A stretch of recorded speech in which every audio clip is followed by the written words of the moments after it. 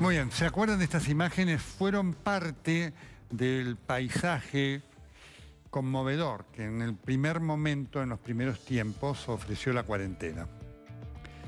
Y quisimos con ellos cerrar hoy esto, porque los aplausos pudieron haber pasado, las imágenes también, las actitudes de los médicos y enfermeras no. Estuvieron, están y estarán. ¿Cómo les va? Muy buenas noches, un privilegio tenerlos a todos ustedes aquí con nosotros. Gracias. Buenas noches. ¿Cómo están? ¿Bien? Bien, bien. Les voy a pedir que se identifiquen. Por favor, doctora. Bueno, yo soy Milagro Sánchez Cunto, soy infectóloga y trabajo en el Hospital Muñiz. Doctor. Yo soy Leandro Tumino, médico de terapia intensiva del Hospital San Martín de La Plata y de la Clínica de San Camilo de acá de Buenos Aires. Tenemos una enfermera. Buenas noches, mi nombre es Silvia López, soy enfermera en control de infecciones del Hospital Carlos G. Durán. Doctor. Hola, buenas noches, soy Roxana Gregory, soy intensivista del Hospital Muñiz y además coordino la emergencia del Hospital Español de Buenos Aires. Doctor. Buenas noches, Marcelo Struminger, soy jefe de unidad coronaria del Hospital Santoyani y el representante del sindicato médico de los médicos del hospital de la Asociación de Médicos Municipales. ¿Quién quiere empezar? ¿Cómo han vivido este año? A ver, parece la pregunta más común, ¿no es cierto? Pero queremos escucharlo. ¿Cómo llegan a este fin de año? Doctora. Bueno, la verdad que fue como una montaña rusa de emociones. Hace poco hicieron como un museo, en el museo del hospital hicieron como una muestra de fotos de toda la pandemia y la verdad que fue emocionante ver todo lo que vivimos, uno siempre sobreadaptándose a todo, la verdad que eso nos hizo parar un poquito y ver. Al principio había mucha incertidumbre, hubo que leer, que formarse, que aprender, escuchar a los colegas de otros países que ya estaban viviendo esta epidemia, esta pandemia antes. Y bueno, era angustiante porque uno no sabía bien cómo iba a ser a la práctica. Después, bueno, en mi caso particular, yo trabajo en una sala de mujeres internadas por inmunocompromiso. Y bueno, nos llamaron para colaborar a la sala COVID. Se reorganizó también ediliciamente los hospitales y el nuestro en particular. Quedó el pabellón Koch, que es un pabellón del 1900.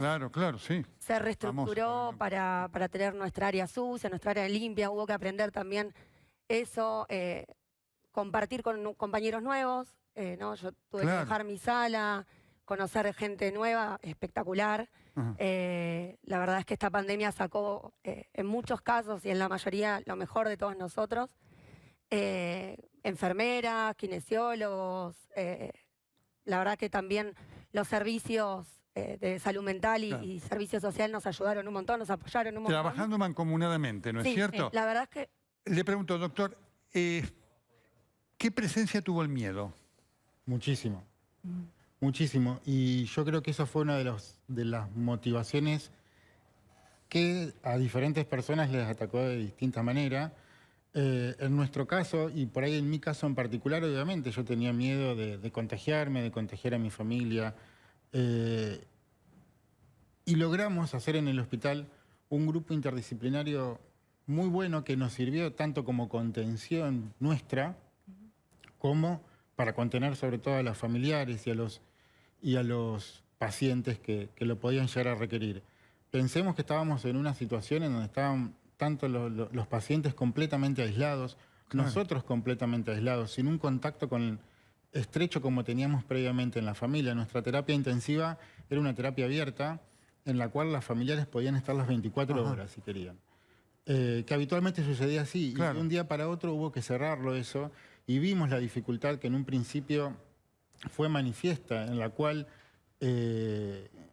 costaba readaptarse a esa situación nueva donde estaba el paciente solo, sin un entorno que lo pueda contener más allá de lo que podíamos hacer nosotros. A eso sumado la vestimenta que teníamos que ponernos, imagínense los pacientes con efectos de drogas sedantes, analgesiantes, que se despiertan y se encuentran en esa situación sumamente estresante. Y este grupo que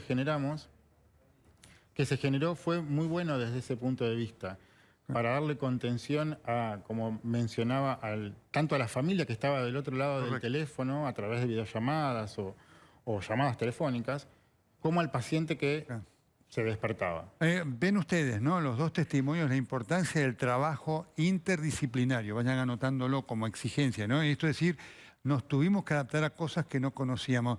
¿Cómo lo vieron los enfermeros? El médico está en una trinchera y el enfermero está en la trinchera permanentemente. Junto es el que saca la chata, pone la chata, limpia al paciente. Es un trabajo enorme, complejo y peligroso. Tal cual. Lo vivimos de manera intensa. Intensa concretamente. Nosotros estamos al cuidado del paciente las 24 horas. La verdad, también lo transitamos con miedo. En una primera etapa tuvimos que prepararnos para esto y creo que lo primero que tuvimos que abordar es esto, ¿no? El miedo, la capacitación fue muy importante para esto. Como dijeron acá, el uso del equipo de protección personal. Algo que evidentemente comprobamos que no lo tenemos internalizado. Claro. Y tuvimos que aprender y reaprender constantemente. Por otro lado, entender que había pocos enfermeros. Claro. Porque esta es una situación en el país que, bueno, que creo que también es una oportunidad para ver el más allá, ¿no es cierto? En nuestro país hay pocos enfermeros. Y esta pandemia concretamente lo demostró. Tuvimos poca rotación de enfermeros, o sea, estábamos muy expuestos porque nadie más podía reemplazar en nuestro trabajo. Y teníamos un contacto muy directo con el paciente. Más allá de la empatía que uno genera, obviamente, es difícil naturalizar el riesgo, el cuidado crítico, la muerte. La muerte. Exactamente. O sea, la verdad que lo vivimos de manera intensa. Y esto aumenta mucho más cuando al que estás cuidando es un colega tuyo. Claro. Porque también lo hemos transitado. ¿No Atenti con esto, ¿no? Al que estás cuidando es un colega tuyo, ya vamos a hablar de esto también. ¿Ustedes se encontraron con el respaldo necesario para enfrentar la dimensión de esta tarea? Sí, yo creo que fue muy importante el aislamiento, fue muy importante, nos dio mucho tiempo para reestructurar el hospital. Nosotros triplicamos la cantidad de camas de terapia intensiva del Hospital Muñiz. Se abrieron 2 salas específicamente para esto, digamos. Aparecieron respiradores de última generación, monitores. Sí, se armó muy bien. Lo que sí, un poquito con la compañera, digamos, haciendo la misma síntesis, ¿no? La falta de, en nuestro caso, intensivistas. De intensivistas. Que es un recurso finito, ¿no? Claro. Porque obviamente que es clave, ¿no? Podés tener un respirador de última generación, podés tener el mejor monitor, pero cuando viene el enfermo crítico, y esto sea COVID o no, si el que atiende esa situación no es un especialista en terapia intensiva, la chance, la posibilidad de morir es mayor. Por supuesto. Y eso es crítico, digamos. Y bueno, por eso estamos organizándonos. Si bien hemos pasado un año intenso, un año muy movido, un año, sí, con incertidumbre, con dolor por pérdida de compañeros, de enfermos muy severos, y algunos se fueron. Bueno, el esfuerzo mancomunado de los intensivistas, agrupándonos y bueno, organizándonos para reclamar estos derechos y mejorar las condiciones laborales. Este es un tema muy importante. Se lo quiero preguntar al doctor Struminger. Después le voy a preguntar a él sobre... Él es un destacado cardiólogo, además, sobre lo que ha pasado con los enfermos cardiológicos que son... Pero quiero tomarme de esto porque también queremos hacer un balance de toda la realidad. Porque hubo promesas para los médicos en la Ciudad de Buenos Aires, en la provincia de Buenos Aires, sobre pagos, condiciones, que en muchos casos no llegaron. Sí, a mí me toca, digamos, si bien comparto la experiencia de los colegas y de la compañera, en cuanto a lo general, a mí me toca hablar no de lo personal, sino de lo colectivo, que es también lo que represento, porque yo escucho las visiones de todos los colegas. Y realmente podemos decir que en mi visión y en la de mi hospital, el Santoyani, Este equilibrio en el que estamos viviendo ahora, esta relativa paz, muy relativa, recién la adquirimos en los últimos 2 meses, porque la verdad que los primeros tiempos fueron de tortura. Difícil. En cuanto a que esto nos toma con un sistema de salud que no estaba a la altura de las circunstancias, un sistema de salud en el cual no había habido inversión en los hospitales, con salarios a la baja, con un deterioro importante de la tecnología, con una obsolescencia tecnológica tremenda, con una falta de equipamiento crítica en algunas áreas. Y todo esto hubo que reconvertir un hospital que funcionaba a 40 kilómetros por hora y ponerlo a 100 kilómetros por hora de golpe. Y la verdad que nos chocábamos entre nosotros y nos caíamos en las banquinazos y sufríamos accidentes. Fue muy doloroso. De hecho, nosotros tuvimos que tener una medida de acción directa, de fuerza, reclamando condiciones de trabajo en el hospital. Y gracias a Dios, en alguna forma, logramos llegar porque la pandemia se extendió. Claro. Porque si hubiesen sido en los tiempos más acotados que nosotros pensamos, realmente nuestra situación era crítica, era muy difícil. Y esto, digo, a la sociedad, quiero que se tenga en cuenta para cuando se habla de la carga de trabajo o de la carga de estrés. Pasarla mal un día, pasarla mal 2 días, pasarla mal un mes, 2 meses, 3 meses de miedo, 4 meses de miedo, 5 meses donde uno no logra el equilibrio, no logra organizarse, no tiene directivas claras, improvisa, ensayo, error, vamos para acá, vamos para allá. Médicos trasladando áreas, trasladando camas, trasladando colchones en sus espaldas para acomodar las salas. Claro. Es una realidad que no termina de acomodarse y en la cual hay un futuro que en realidad, en nuestro punto de vista, no es auspicioso. Correcto. Quiero compartir esta es la realidad que estamos viendo, que tiene este valor.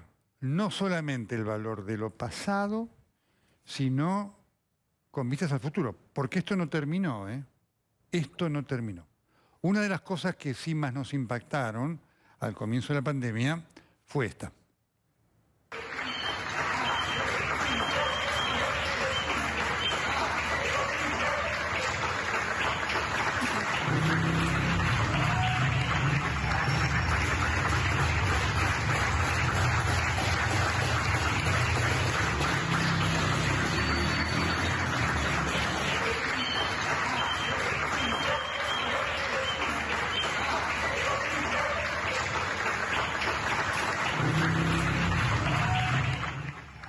Les pregunto a quien quiera, ¿cómo lo vivieron esto? La sensación que me daba a mí era que el miedo que tenía la sociedad. El miedo que tenía la sociedad y que tenía la necesidad de aferrarse a alguna gota de esperanza que era y hacer algo, manifestarlo de alguna manera. Y vimos cómo luego de los aplausos empezaban a aparecer los carteles intimidatorios en los diferentes edificios contra el personal de la salud. Y luego se terminaron. El miedo se perdió, las reacciones al miedo son muy distintas, la que puede tener cada uno. Creo que esto fue parte de ese miedo que se generó inicialmente, donde veíamos en la televisión o en los diarios que gente se moría en la calle, que no tenían acceso al sistema de salud. Entonces creo que fue una manifestación de la sociedad para aferrarse a algo, para tener una esperanza de algo. Como no fue sucediendo gracias al esfuerzo de todos los médicos, enfermeros y kinesiólogos, sobre todo en terapia intensiva también, no sucedió que se sobrecargaron todos los hospitales, que la gente pudo, en la mayoría de los lugares, tuvo una asistencia adecuada. Se terminó. Terminaron los aplausos. Queda algún que otro vestigio de algún cartelito por ahí. ¿A alguno le pasó tener alguno o a través de forma directa o indirecta de algún conocido de ustedes mismos en el lugar donde vivían, generar este rechazo que se vio en donde decía doctora fulana, por favor no venga más acá porque es un peligro? ¿Alguno le pasó? No, por suerte. Por suerte. Solo el rechazo cotidiano, el de todos los días. El rechazo cotidiano, nada más. Ahora, es importante esto que ustedes marcaron, ¿no? Porque efectivamente, ¿qué representa hoy para ustedes, según como lo ven en el sistema de salud, esta pérdida del miedo? Porque lo que estamos viendo es que los casos están aumentando. Egoísmo. Egoísmo. Para mí es egoísmo. Sí, y aparte, bueno, lo estamos viendo todos, hay mucha gente en la calle que no respeta No todo lo piensan en aprendido nosotros. en esta pandemia, ¿no? El distanciamiento, el uso de tapabocas, el no contacto. Esa pérdida del miedo, por lo menos a mí me preocupa porque no condice con la realidad. No debería estar pasando eso y bueno, es preocupante. Silvia. Para mí, claramente es una manifestación de egoísmo. Y lo digo porque es un egoísmo porque no piensan en la salud nuestra. Si bien nosotros estamos, obviamente, para el cuidado de todos aquellos que se enfermen, porque de hecho nuestra profesión es así. Sabemos los riesgos que nuestro título ya lo avala y sabemos y estamos dispuestos a correr ese riesgo. Pero creo que la conducta de la población es un egoísmo hacia la salud nuestra. Porque nosotros vamos a estar expuestos a todos esos casos nuevos que tengamos, sin necesidad. Porque las medidas de prevención están por todos lados y las sabemos. Y por otro lado, es no pensar esto individual y no hacer un pensamiento colectivo, esa responsabilidad ciudadana que cada uno tiene que tener. Creo que nadie está dispuesto a elegir a quién atender y a quién no. Nadie quiere llegar a ese extremo. Nadie quiere llegar a ese extremo. Les pregunto, ¿tuvieron ese miedo? ¿Tuvieron ese miedo de tener que decir elijo a quién? Yo siempre. Siempre. Sí, estando en la medicina crítica, la terapia intensiva, bueno, es preocupante. Pero bueno, hubo mucho tiempo de organización y bueno, lo digo, tuvimos jefes y coordinadores excelentes y gracias a eso y gracias al hospital y bueno, se pudo prever eso y creo que la cuarentena marcó esto de forma clara y nos dio tiempo a preparar el sistema de salud, al menos ediliciamente. Ya te digo, la terapia intensiva, bueno, somos 2.500 a nivel federal solamente y es una especialidad huérfana, diría, porque nadie la quiere seguir, porque hay poco incentivo y bueno, de esto estábamos hablando, ¿no? De mejorar justamente las condiciones de trabajo. Más que nada, cuando digo terapia intensiva es esto mismo, es enfermería, terapia intensiva, es kinesiología, es un equipo, Por supuesto. solos no. Está claro. Le pregunto al doctor Sturminge y también aquí quiero contestar, porque se menciona por acá, ¿qué pasó con sus familias? Con nuestras familias, bueno, en lo personal tuve una hija internada con precauciones y aislamiento de contacto y mi suegro, bueno, por otra enfermedad, estuvo internada en sala no COVID, que terminó siendo COVID, aislamientos, miedos, previsiones, y bueno, y ella estuvo, mi hija, prácticamente sola, bueno, gracias a Dios, con la posibilidad que tenía yo de ser personal del hospital y contar con la ropa, una cuestión totalmente diferente que tuvieron el resto de los familiares. Y bueno, y mi suegro que estuvo en soledad. Por supuesto. Y con todo esto, realmente, digamos que las medidas de protección del personal, hasta que logramos también ese equilibrio, no fue todo tan rápido, por lo menos en un hospital general de agudos. Cuando hablamos de un hospital de enfermedades infecciosas, pabellonado, todo puede ser mucho mejor. En los hospitales generales de agudos las llevamos distintos. Y realmente, bueno, pienso que fuimos hasta extremadamente... Es la palabra que me sale, no fue nuestra intención, pero fuimos crueles. La situación nos llevó a ser crueles. El aislamiento. Esto es un tema también importante que lo trae el doctor Sturminge. ¿Lo vivieron ustedes esto de, durante mucho tiempo, hubo gente que no pudo, no solamente despedir a sus familiares, sino no pudo acompañar en la enfermedad? Inclusive para aquellos que salieron, lo narran, ¿no? Qué duro fue para mí estar 20, 30 días. ¿Para ustedes fue una presión extra? Sí, hubo que contener a los pacientes.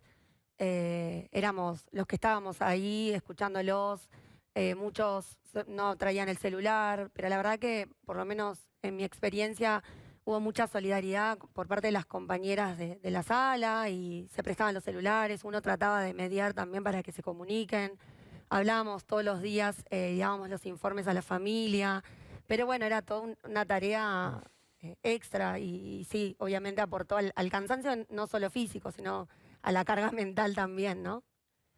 Qué notable esto.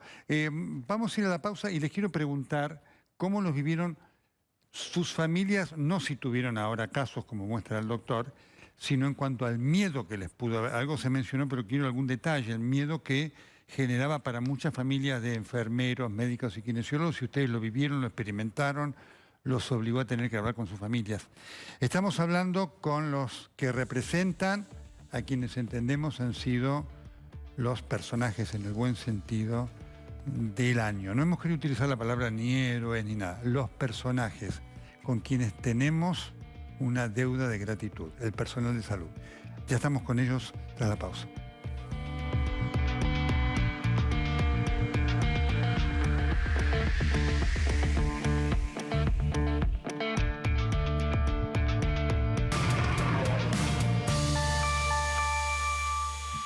Para ser competitivos en la industria es necesario contar con una flota de vehículos acorde a los tiempos que corren.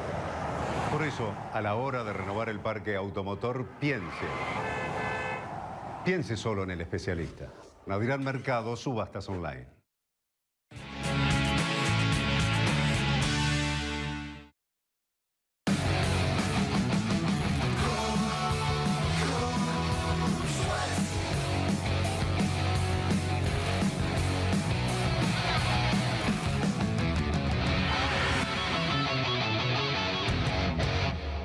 Cuando salgas de casa, pensá que ellos llevan días sin dormir. Seamos responsables y solidarios por nuestro personal de salud y por todos nosotros. San Juan.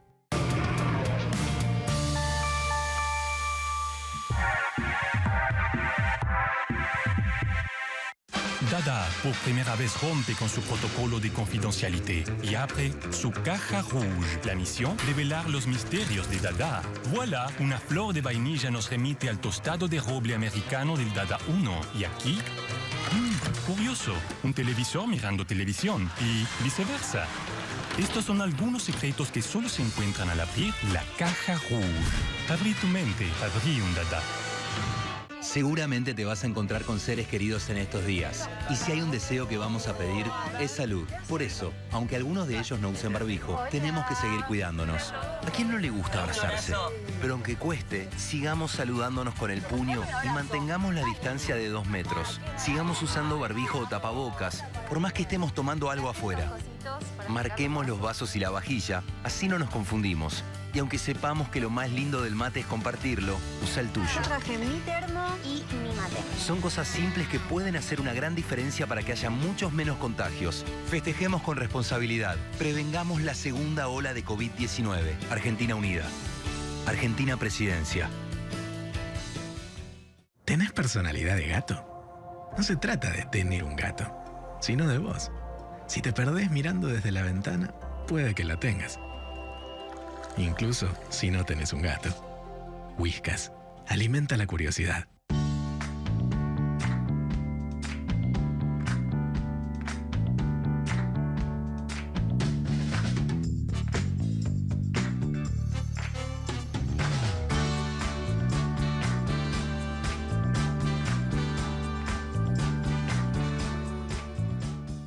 Nos colamos al paraíso solo para traerte un gran sabor.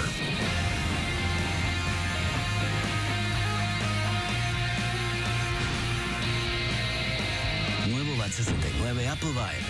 Tómalo con gaseosa. La Argentina es una gran familia y como toda familia, va al supermercado. Me llamo Soledad Sánchez, soy peluquera. En esta fecha que se aproxima la Navidad, Bea nos ayuda con las promociones. Aprovecho y compro todo lo que sea para la mesa navideña. Bea, desde hace 50 años somos parte de tu historia. Amo lo que hago. Siento que la persona que se lleva alguna pieza mía, de alguna manera se lleva algo mío. Las familias de Purmamarca viven al 100% del turismo y nos afectó la pandemia porque dejamos de trabajar. Te esperamos con todos los cuidados y esperamos que vos también nos cuides a nosotros. Depende de todos que podamos seguir disfrutando. Este verano disfruta y cuídate. Conoce más en argentina.gov.ar/verano. Reconstrucción Argentina. Argentina Presidencia. Placer tiene más sabor y energía. A todo lo bueno del agua mineral y el jugo natural le sumamos multivitaminas y una nueva presentación en Tetra Pak. El sabor de siempre con vitaminas. Placer. Sentite fuerte. Sentite bien.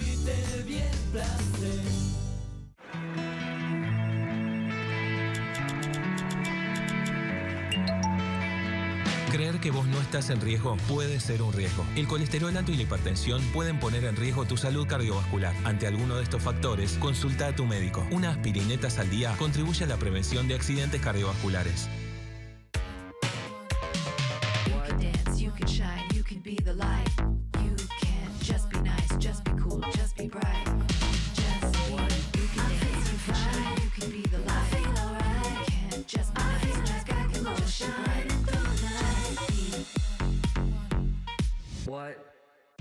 En Carrefour, 10 días de ofertas. Hasta el lunes, 18 cuotas sin interés en aires acondicionados, heladeras, Smart TV y lavarropas de Industria Argentina. Además, 70% de descuento en la segunda unidad en juguetes. Podés combinarlos como quieras. Y mucho más en carrefour.com.ar.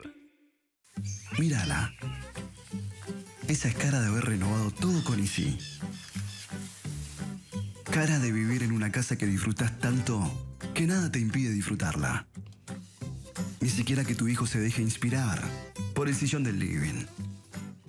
Estás tan feliz con tu casa que derramas alegría. No te preocupa que una pavadita en el garage termine en reforma en la cocina. Estar en casa es un golazo. Nada rompe tu armonía. Todo lo que necesitas para disfrutar tu casa está en Easy.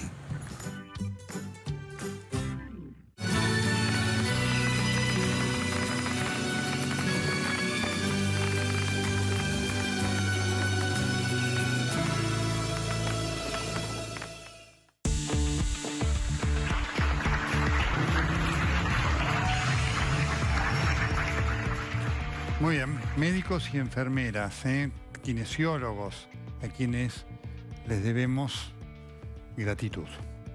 Me estaban contando, tengo dos inquietudes, una en relación a lo que vivieron las familias y después quiero también preguntarle a la doctora Strumíger cómo está el tema salarial, porque se les prometió también mejora salarial a los médicos.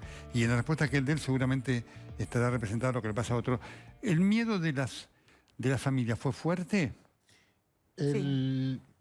Por parte de uno, sí. O sea, por parte de uno de contagiarlo, sí. Sí.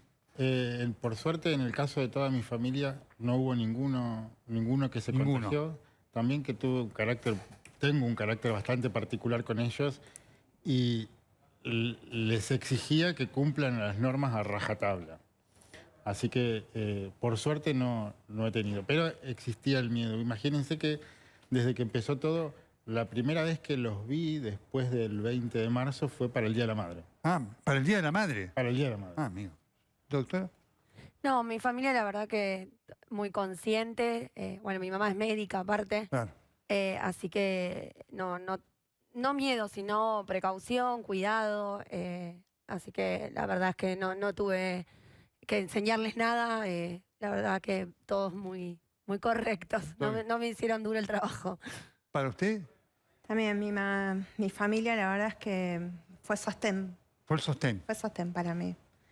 Permanentemente el apoyo. Yo todavía a mi mamá no la veo desde enero. ¿Desde enero? Desde enero, mi mamá todavía un año. No la pude ver. Qué bárbaro. Bueno, un poco para cuidarla. Sí. Y bueno, nada, en mi familia somos 3 en mi casa, así que tratamos de cuidarnos lo máximo posible. Es impactante esto, quería preguntarlo porque fíjense ustedes, ¿no? Desde enero no ve a la familia. No veo a mis padres. Sí. ¿Y usted? Sí. Y la contención familiar es fundamental, sí. No, miedo tampoco. Venimos muy entrenados y bueno, sí, hay mucha conciencia en casa de eso.